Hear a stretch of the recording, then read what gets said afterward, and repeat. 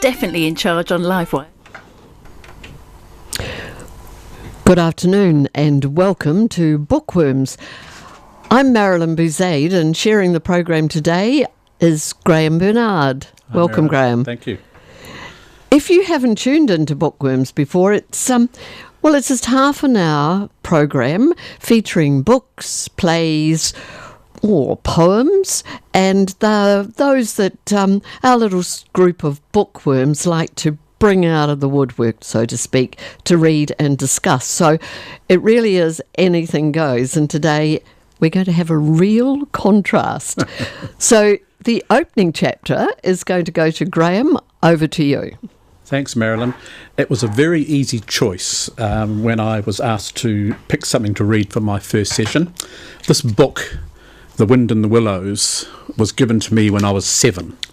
And so that's not that long ago, is it? I'm nearly up to pension age, so but it's one of my most treasured possessions. It was given to me by an aunt who I loved dearly. It's the only book that I've ever read more than once, and I'm an avid reader. Any other book I ever read, I read and pass on. This book is going with me to the grave.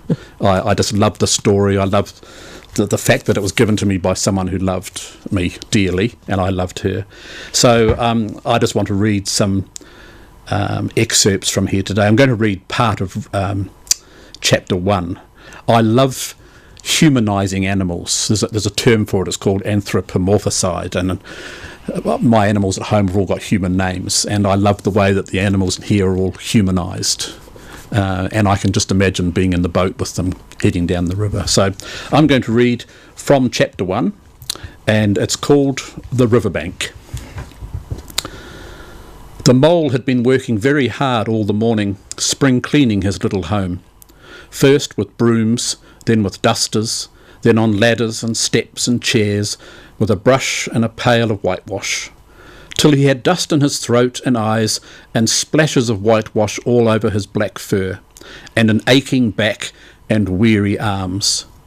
Spring was moving in the air above him, and in the earth below and around him, penetrating even his dark and lowly little house with its spirit of divine discontent and longing. It was small wonder then that he suddenly flung down his brush on the floor and said, "Bother!" and "Oh, blow!" and also "Hang spring cleaning!" and bolted out of the house without even waiting to put on his coat. Something up above was calling him imperiously, and he made for the steep little tunnel which answered in his case to the gravelled carriage drive owned by animals whose residences are nearer to the sun and air. So he scraped and scratched and scrabbled and scrooged, and then he scrooged again and scrabbled and scratched and scraped, working busily with his little paws and muttering to himself, up we go, till at last, pop, his snout came out into the sunlight, and he found himself rolling in the warm grass of a great meadow. "This is fine," he said to himself. "This is better than whitewashing." The sunshine struck hot on his fur, soft breezes caressed his heated brow, and after the seclusion of the cellarage he had lived in so long, the carol of happy birds fell on his dull hearing, almost like a shout. Jumping off all his 4 legs at once, in the joy of living and the delight of spring with its cleaning, he pursued his way across the meadow till he reached the hedge on the further side. "Hold up!" said an elderly rabbit at the gap. "Sixpence for the privilege of passing by the private road." He was bowled over in an instant by the impatient and contemptuous mole, who trotted along the side of the hedge, chaffing the other rabbits as they peered hurriedly from their holes to see what the row was about. onion sauce," he remarked jeeringly, and was gone before they could think of a thoroughly satisfactory reply. Then they all started grumbling at each other. "How stupid you are, and why didn't you tell him, and why didn't you say something, and well, you might have reminded him," and so on in the usual way. But of course it was then much too late, as is always the case. It all seemed too good to be true. Hither and thither through the meadows he rambled busily, along the hedgerows, across the copses, finding everywhere birds building, flowers budding, leaves thrusting, everything happy and progressive and occupied. And instead of having an uneasy conscience pricking him and whispering, "Whitewash, whitewash," he somehow could only feel how jolly it was to be the only idle dog amongst all these busy citizens. After all, the best part of a holiday is perhaps not so much to be resting yourself as to see all the other fellows busily working. He thought his happiness was complete when, as he meandered aimlessly along, suddenly he stood by the edge of a full-fed river. Never in his life had he seen a river before. This sleek, sinuous, full-bodied animal, chasing and chuckling, gripping things with a gurgle and leaving them with a laugh, to fling itself on fresh playmates that shook themselves free and were caught and held again. All was a shake and a shiver, glints and gleams and sparkles, rustle and swirl, chatter and bubble. The mole was bewitched, entranced, fascinated. By the side of the river he trotted as one trots, when very small, by the side of a man who holds one spellbound by exciting stories, and when he tired at last, he sat on the bank, while the river still chattered on to him, a babbling procession of the best stories in the world, sent from the heart of the earth to be told at last to the insatiable sea. As he sat on the grass and looked across the river, a dark hole in the bank opposite, just above the water's edge, caught his eye, and dreamily he fell to considering what a nice snug dwelling place it would make for an animal with few wants, and fond of a bijou riverside residence, above flood level, and remote from noise and dust. As he gazed, something bright and small seemed to twinkle down in the heart of it, vanished, then twinkled once more like a tiny star. But it could hardly be a star in such an unlikely situation, and it was too glittering and small for a glowworm. Then, as he looked, it winked at him, and so declared itself to be an eye, and a small face began gradually to grow up around it, like a frame round a picture. A brown little face with whiskers, a grave round face with the same twinkle in its eye that had first attracted his notice.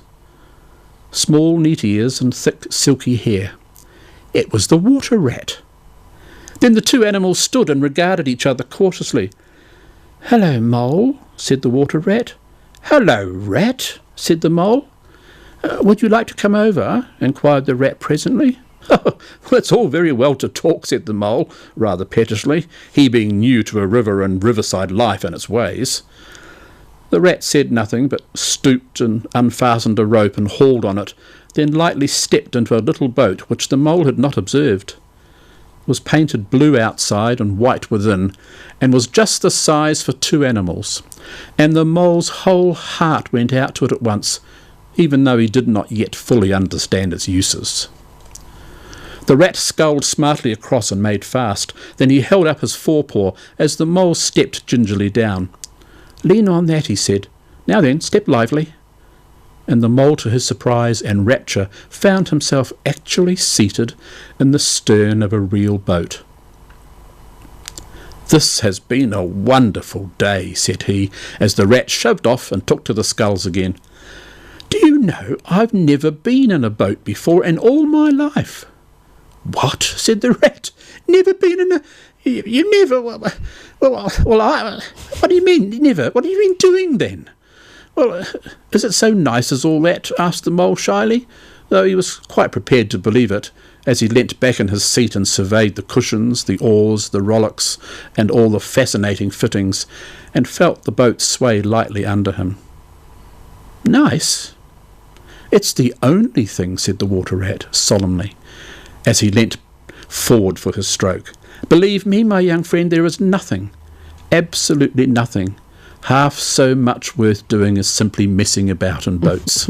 "Simply messing," he went on dreamily. "Messing about in boats.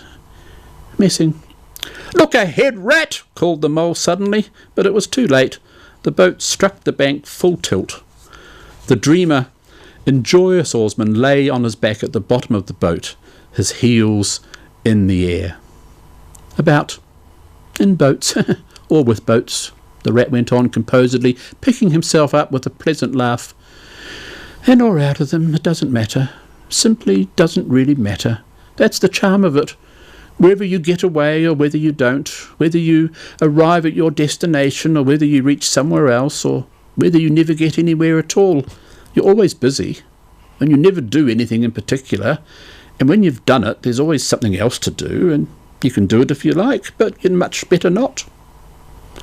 Look here, if you've really nothing else on hand this morning, supposingly we drop down the river together and have a long day of it. The mole waggled his toes from sheer happiness, spread his chest with a sigh of full contentment, and leaned back blissfully into the soft cushions. "Oh, what a day I'm having," he said. "Let us start at once." "Hold hard a minute then," said the rat. He looped the painter through a ring in his landing stage, climbed up into his hole above, and after a short interval reappeared staggering under a fat wicker luncheon basket. "Shove that under your feet," he observed to the mole as he passed it down into the boat. Then he untied the painter and took the sculls again. "What's inside it?" asked the mole, wriggling with curiosity. "Oh, there's cold chicken inside it," he said. "Cold tongue, cold ham, cold beef, pickled gherkin, salad, French rolls, cress sandwiches, potted meat, ginger beer, lemonade, soda water." "Oh, stop, stop," said the mole in ecstasies. "This is all too much." "Do you really think so?" inquired the rat seriously. "It's only what I always take on these little excursions, and the other animals are always telling me that I'm a mean beast and cut it very fine." The mole never heard a word he was saying, absorbed in the new life he was entering upon, intoxicated with the sparkle, the ripple, the scents and the sounds and the sunlight. He trailed a paw in the water and dreamed long waking dreams. The water rat, like the good little fellow he was, sculled steadily on and forbore to disturb him. I beg your pardon," said the mole, pulling himself together with an effort. "You must think me very rude, but this is all new to me. So this is a river." "The river," corrected the rat. "And you really live by the river? Oh, what a jolly life." That's absolutely wonderful. That's lovely, and isn't it? Beautifully read. Oh, thank beautifully you. read. It just does things to me. Yeah. I want to be there with them on that little boat. Yeah, but just bringing it to life the way you sort of, just brought it to life the way you were doing the different characters and good. Yeah. That's the next chapter is when they go into the wild wood and they meet Badger, and that's a lovely scene as well. Yeah. And from this came the stage play and the film Toad of Toad Hall, of course. Of course, yeah. And it was written by Kenneth Grahame, who lived with his grandmother, and she lived in a big rambling house with grounds on the banks of the Thames, and that's where he was inspired to write this. Oh, really? Yeah. Oh, that was this lovely, Graham. Thank you. Yeah. No wonder it's one that you've had for, so long, and you've treasured. 56 plus years, and I read it every year. Yes, yeah. I have a little session, and I just get my book out and read it. That's wonderful. Well, shall we just take a little bit of a break now, and perhaps you've brought something that might be appropriate with a bit of water music. So from my favourite composer, Handel. Okay, so let's just hear a bit of that.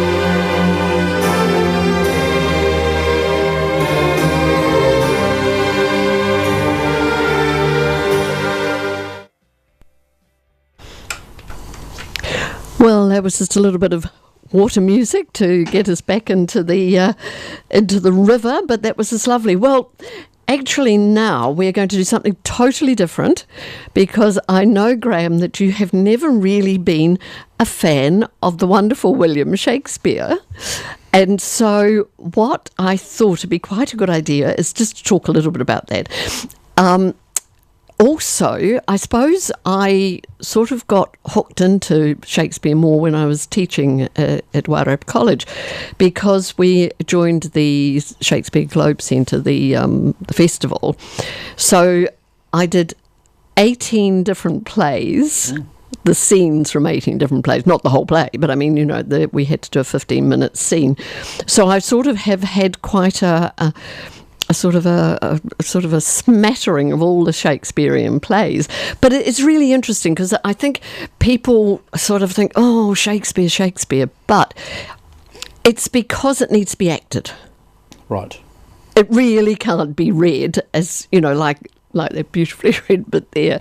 But it has to be acted. And it was the language of the times. That's why a lot of the words are sort of, horrible. But there's that wonderful rhythm. And it's the iambic pentameter, da-dum, da-dum, da-dum. It's sort of the heartbeat. Is that how they spoke in the street, do you think? Well, no, because a lot of it's in prose, so there's the beautiful speeches are in that, Right. But then you have the prose. But they did use the language, of the day. My preferences are always the tragedies. A lot of the comedies are a little bit like the soap operas of the day, because boy meets girl, there's swapping of identities, and there's all those sort of things, but it all turns out happily. Apart from the one, well, it is happily, the one we're going to read a bit later. But I like the tragedies, and my favourite's Lear. I think it's brilliant play. But I thought that it'd be quite nice just to read you a couple of the speeches, the famous speeches. Now, the first one's from The Tempest, and this is actually attributed in a way. It's Prospero, sort of near the end of the play, and apparently it may also be a reference to Shakespeare himself leaving the stage. So it sort of has that idea that this may be his farewell speech. Our revels now are ended. These our actors, as I foretold you, we're all spirits and are melted into air, into thin air. And like the baseless fabric of this vision, the cloud-capped towers, the gorgeous palaces, the solemn temples, the great globe itself, yea, all which it inherits shall dissolve, and like this insubstantial pageant faded, leave not a wreck behind. We are such stuff as dreams are made of, and our little life is rounded with a sleep. It's quite nice, isn't it? Just sort of, It was beautifully read, but I don't understand it. Well, it just means that it's all over now. Oh, okay. Well, why didn't you just say that? No. It's just like the wind in the willows, sort of just being... Drags it out. Yeah, well, it's it. beautiful. Yeah. Anyway, this is of course, this is probably not PC at the moment. This is the call to battle with Henry V. Oh. So I mean, it's another well-known one. And you can just picture it. So you've got a picture. He's going around the troops at night, and it's early, just before dawn, and they're going to fight. And so he's got to stir their blood. So we'll just start with this. Once more unto the breach, dear friends, once more, or close the wall up with our English dead. In peace there is nothing so becomes a man as modest stillness and humility. But when the blast of war blows in our ears, then imitate the action of the tiger. Stiffen the sinews, summon up the blood, disguise fair nature with hard-favoured rage. Then lend the eye a terrible aspect. Let it pry through the portage of the head like the brass cannon. Let the brow o'erwhelm it as fearfully as doth a galled rock, Or hang and jutty his confounded base, swilled with the wild and wasteful ocean. Now set the teeth and stretch the nostril wide. Hold hard the breath and bend up every spirit to his full height. On, you noblest English, whose blood is fed from fathers of warproof. Fathers that, like so many Alexanders, have in these parts from morn till even fought and sheathed their swords for lack of argument. Dishonour not your mothers. Now attest that those whom you called fathers did beget you.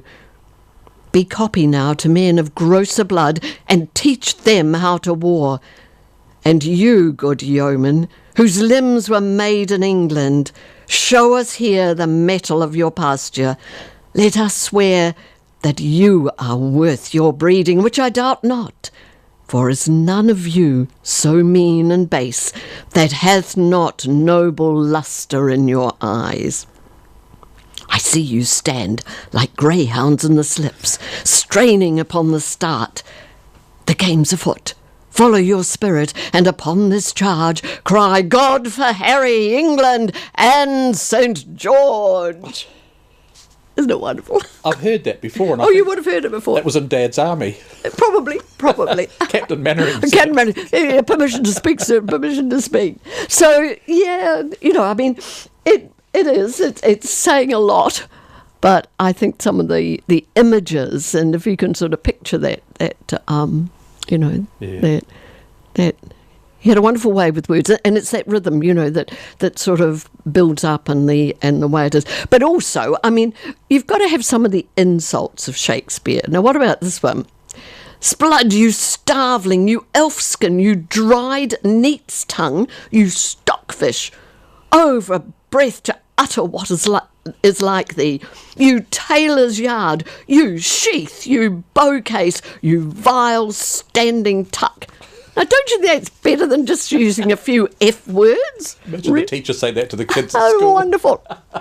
A knave, a rascal, an eater of broken meats, base, proud, shallow, beggarly, three-suited, 100-pound, filthy, worsted stocking knave, a lily-livered, action-taking knave, a whoreson, glass-gazing, super-serviceable, finical rogue, one trunk inheriting slave. I mean, it sounds so much better than some of the language now. And there's another, away you cut-purse rascal, you filthy bung, away. By this wine I'll thrust my knife in your mouldy chaps, and you play the saucy cuttle with me. Away you bottle-aled rascal, you basket-hit stale juggler, you. I think these are wonderful. So I mean, actually, it's quite. It feels very releasing. That. Oh, it is. It's wonderful. Yes, and there's so many examples of it. In fact, one of the little exercises you used to do is to give the students, one of the words or three of the words, and they had to just address them to the other people or to someone else in the class, and you get some wonderful expressions out of it. Yeah. Anyway, we are going to do a little duo, aren't we? A little duet. And we'll just have to start from Taming of the Shrew. And this is a very famous play, of course, his wooing, Petruchio's wooing of Caterina. Oh, it's Petruchio. Petruchio. I meant to ask you. I can't believe that our chief worm, Steve, has paired me up with you, knowing that I don't like Shakespeare. Don't like and Shakespeare. Now you're forcing me to read something. Right, so off you go. I've never read Shakespeare in my life. Okay. Ever. So it's me to start, I think. Yes. You lie in faith, for you are called plain Kate, and bonny Kate, and sometimes Kate the cursed, but Kate the prettiest Kate in Christendom. Kate of Kate Hall, my super dainty Kate, for dainties are all Kates, and therefore Kate. Take this of me, Kate of my consolation, hearing thy mildness praised in every town, thy virtues spoke of and thy beauty sounded, yet not so deeply as to thee belongs. Myself am moved to woo thee for my wife. Moved in good time, let him that moved you hither remove you hence. I knew you at the first, you were immovable. Why, what's immovable? A joint stool. Thou hast hit it, Come sit on me. Asses are made to bear, and so are you. Women are made to bear, and so are you. Oh, no such jade as you of me, you mean? Alas, good Kate, I will not burden thee, for knowing there to be but young and light. Oh, too light for such a swain as you to catch, and yet so heavy as my weight should be. Should be? Should? Buzz. Well ta'en like a buzzard. Oh, slow-winged turtle, shall a buzzard take thee? Aye, for a turtle, as he takes a buzzard.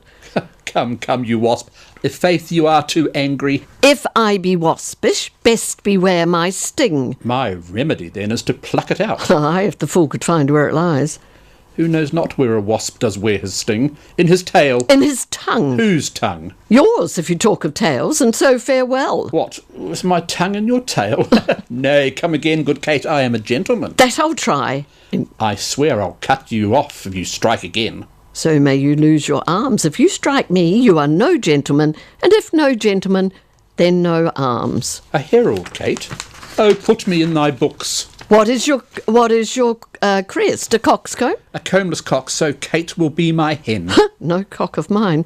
You crow too like a craven. Nay, come, Kate, come, you must not look so sour. Oh, it is my fashion when I see a crab. Why, there is no crab, and therefore look not sour. Oh, there is. Then show it me. Or had I a glass, I would. What, you mean my face? Oh, well aimed of such a young one.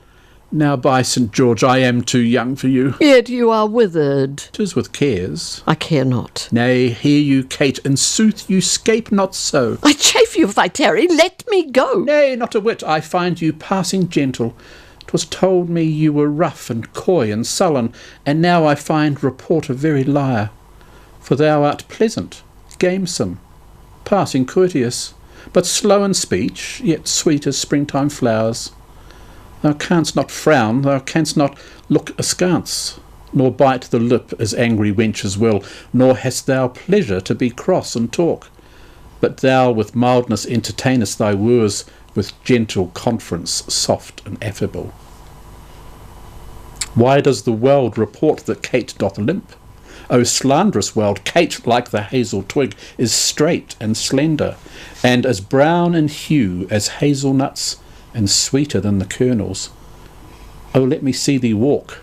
Thou dost not halt. Go, fool, and whom thou keeps command. And I think we're going to have to leave it there. Isn't it a wonderful word? Well, there we go. I don't have a clue what I've read, but it was fun. It was fun. I mean, and of course, there's always the actions. He's sort of grabbing hold of her, and she's trying to get away, and it's a very physical sort of. I see all the markings in here. Yes. Drop sword, pick up girl, throw her away. Yes, it's a very famous a two-handed scene that is done a lot. So we have had an exploration, when I said exploring, of two totally different authors. But very English. Very English, yes, that's quite true. And I think it's been lovely. Thank you, I've enjoyed it. Maybe some more Shakespeare. Maybe this is... maybe it's a little taster. Well, maybe. Yeah. I feel like I've been auditioned today for maybe a future Shakespeare play. Oh, how wonderful. But I have retired from the stage. So. You have retired. Oh, I heard something about a dame or something. Oh, did you now? Yeah, I did hear a thing like that. Someone speaks too much, Someone speaks too much. Methinks, you see, you're almost speaking like it. Anyway, thank you, Graham. Thanks, and this is the end of our Bookworms for today. And I think this is going to be repeated next Tuesday. And then the following Tuesday, it's Steve Lillystone and myself. And we are, I'm not sure what we're going to be doing next time. I won't be doing Shakespeare with Steve. Oh, no. Great. Anyway, that's us for today. And it's Bookworms. So I hope you've enjoyed the afternoon. And we're just going to switch off and carry on with the rest of the afternoon's programs. Thanks, Graham. Thanks, it's been wonderful. Lovely.